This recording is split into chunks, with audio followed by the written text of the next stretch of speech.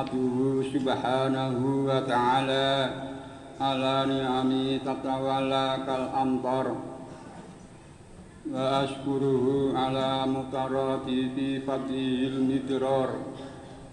Ashhadu an la ilaha illallah wahdahu la syarika lah syahadatan tunji qailaha minan nar.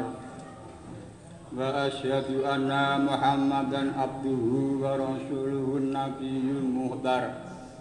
Allahumma sholli wa sallim ala sayyidina Muhammad afdala man hajja wa tamar wa ala alihi wa ashabihi al-abrar amma ba'du.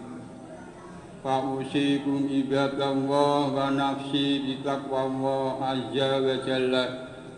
Qala ta'ala ya ayyuhalladzina amanu taqullaha haqqa tuqatih wa la tamutunna illa wa antum muslimun. Shadaqallahul azim. Jamaah Jumat rahimakumullah.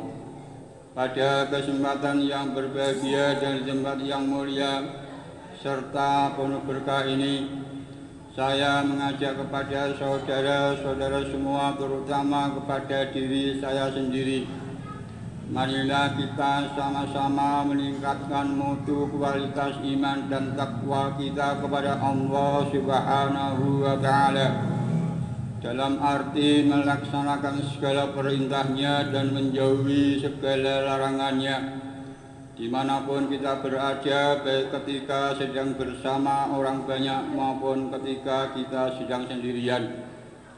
Karena iman dan takwa itulah satu-satunya bekal bagi kita untuk menuju kehidupan yang kekal dan abadi, yaitu kehidupan akhirat. Bawalah bekal, karena sesungguhnya sebaik-baik bekal adalah takwa. Dan bertakwalah kepadaku, wahai orang-orang yang mempunyai akal sehat. Quran Surat Al-Baqarah ayat 197. Dan marilah kita senantiasa takut akan terkena azabnya kapan dan dimanapun kita berada. Dan takwa yang dapat mengikis habis segala bentuk kemusyrikan, kemungkaran, kezaliman, ujaran kebencian, kemunafikan, kebohongan, kemiskinan, serta keterbelakangan, sehingga kita betul-betul menjadi manusia muslim yang sempurna, yang memperoleh kebahagiaan hidup baik di dunia maupun di akhirat kelak, serta mendapatkan ridho dari Allah Subhanahu wa ta'ala. Tak lupa marilah kita mengucapkan puji syukur alhamdulillahirabbil alamin kepada Allah Subhanahu wa ta'ala atas segala rahmat, nikmat, taufik dan hidayahnya yang telah dianugerahkan kepada kita semua, terutama nikmat iman Islam, nikmat kesehatan jasmani dan rohani, serta nikmat kesempatan, sehingga sampai pada saat ini kita semua masih dapat melaksanakan ibadah sholat Jumat dan dapat memelihara titipan Allah Subhanahu wa ta'ala berupa apapun dan sekecil apapun. Dan ingatlah ketika Tuhanmu memaklumkan, sesungguhnya jika kamu bersyukur, niscaya aku akan menambah nikmat kepadamu. Tetapi jika kamu mengingkari nikmatku, maka pasti azabku sangat berat. Quran Surat Ibrahim ayat 7. Oleh karena itu, bagian yang kita terima selama ini kita syukuri dengan jalan meningkatkan atau memperbanyak amal soleh dalam rangka menghadapi perjalanan hidup ke depan yang semakin kompleks dan gobal, serta untuk menghadapi hidup di akhirat yang kekal dan abadi menurut kadar kemampuan kita masing-masing. Sholawat seiring salam Allahumma sholli ala Sayyidina Muhammad wa ala ali Sayyidina Muhammad, semoga senantiasa tercurah kepada Nabi akhir zaman yang membawa risalah kedamaian untuk semesta alam dari Sang Maha Pencipta. Junjungan kita Nabi Muhammad SAW beserta keluarganya, para sahabat, tabi'in, dan insya Allah terlimpah pula kepada kita semua selaku umatnya yang senantiasa berusaha untuk meneladani beliau. Rasulullah SAW bersabda yang artinya, perbanyaklah kalian untuk bersolawat kepadaku di hari Jumat dan malam Jumat. Barang siapa yang bersolawat kepadaku sekali, Allah akan bersolawat kepadanya sebanyak 10 kali. Hadis riwayat Imam Baihaqi. Jamaah Jumat rahimakumullah. Khutbah siang hari ini bertemakan menyambut Idul Adha. Jamaah Jumat rahimakumullah. Beberapa hari lagi kita akan kehadiran hari yang mulia, yaitu Hari Raya Idul Adha. Hari Raya Idul Adha bukan sekedar perayaan. Hari Raya Idul Adha juga menjadi momentum bagi setiap muslim yang mampu untuk berbagi pada sesama melalui hewan kurban yang disembelih. Selain berbagi, makna Idul Adha juga mengajarkan setiap umat Islam untuk bisa memberi pengorbanan secara ikhlas atas segala sesuatu yang dilakukan dan dicintai. Begitu spesialnya Idul Adha, kita sebagai umat Islam sangat penting untuk memberikan apresiasi dan memuliakan Idul Adha. Beberapa amalan yang baik dilaksanakan dalam rangka menyambut dan memuliakan Idul Adha adalah yang pertama, memperbanyak takbir, tahmid, dan tahlil. Takbir, tahmid, dan tahlil merupakan kalimat thayyibah yang baik dikumandangkan dalam rangka menyambut kehadiran hari raya, baik Idul Fitri maupun Idul Adha. Kalimat takbir, tahmid, dan tahlil tersebut dikumandangkan sebagai bentuk kegembiraan dan terima kasih kita kepada Allah Subhanahu wa Ta'ala atas kehadiran hari raya Idul Adha. Tak hanya menjelang 10 Dzulhijjah saja, akan tetapi sunnah dikumandangkan hingga 13 Dzulhijjah. Dari Umar bahwa Nabi SAW bersabda, "Ma min ayamin a'dhamu indallahi wala ahabbu ilaihil amalu fihinna min hadhil ayyamil asri fa aktsiru fihinna minat tahlili wa takbiri wa tahmidi." Tidak ada hari yang paling agung dan amat dicintai Allah untuk berbuat kebajikan di dalamnya daripada 10 hari Dzulhijjah ini, maka perbanyaklah pada saat itu tahlil, takbir, dan tahmid.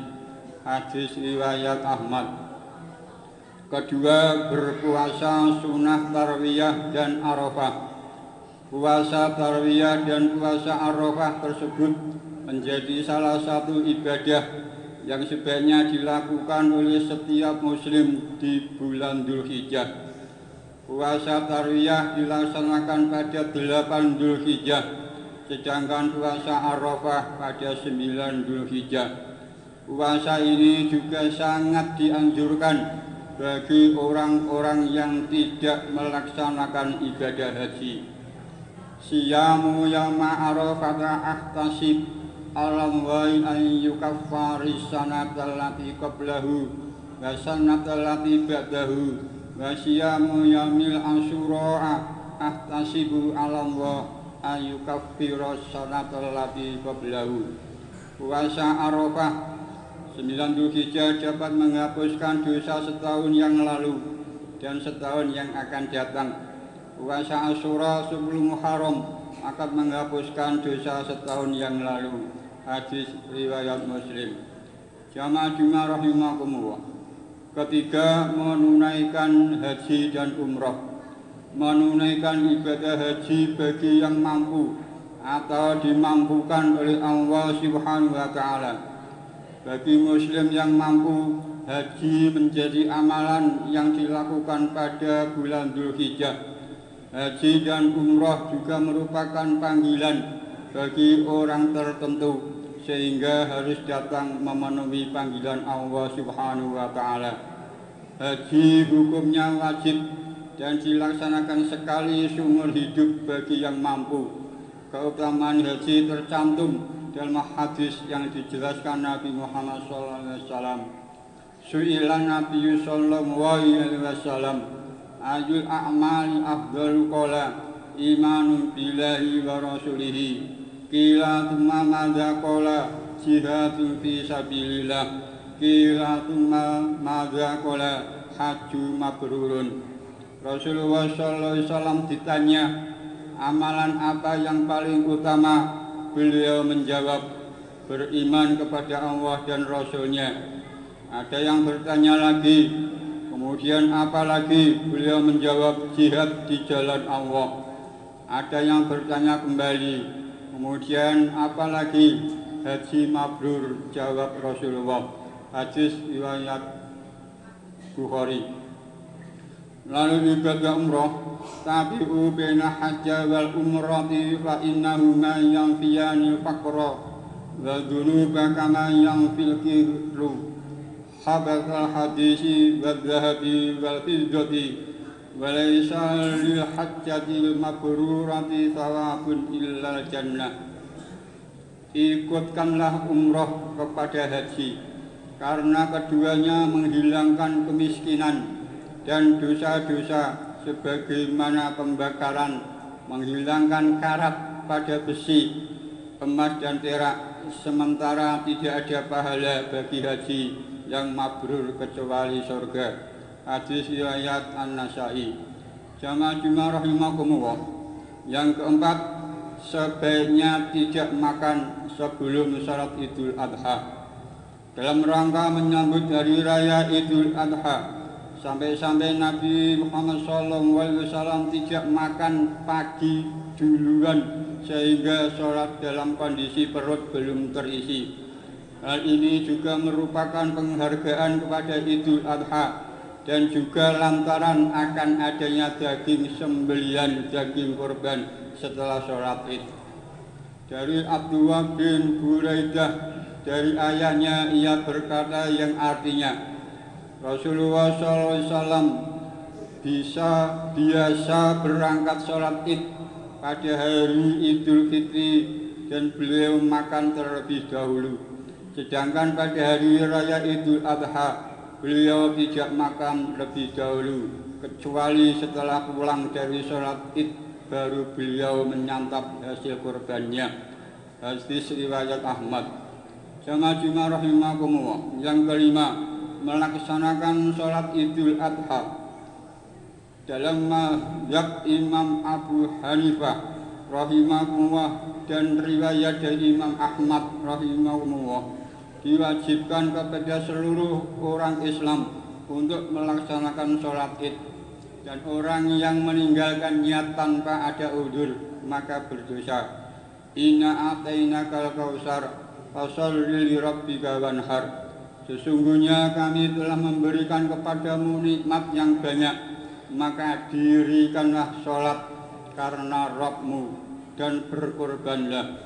Quran Surat Al-Kautsar ayat 1 dan 2. Sedangkan menurut mazhab Syafi'i, sholat Idul Adha bukan merupakan kewajiban, akan tetapi merupakan ibadah sunnah muakkadah yang berarti sangat dianjurkan bagi setiap muslim yang telah balik dan berakal. Jamaah Jumat rahimakumullah. Yang keenam, menyembelih hewan kurban. Ibadah kurban merupakan ibadah sosial dari kaum muslimin di bulan Dzulhijjah.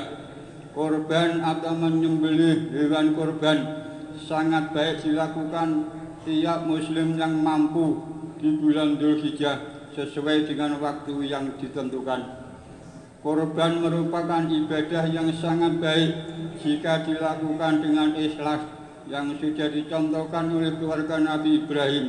Dan korban adalah salah satu amalan yang dicintai Allah Subhanahu wa Ta'ala. Rasulullah SAW bersabda yang artinya,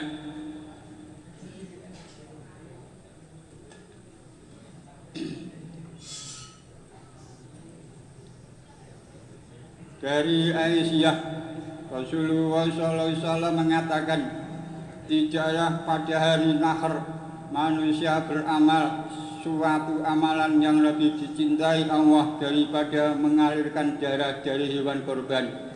Ia akan datang pada hari kiamat dengan tanduk, kuku, rambut hewan korban tersebut, dan sungguh darah tersebut akan sampai kepada ridho Allah sebelum tetesan darah tersebut jatuh ke bumi.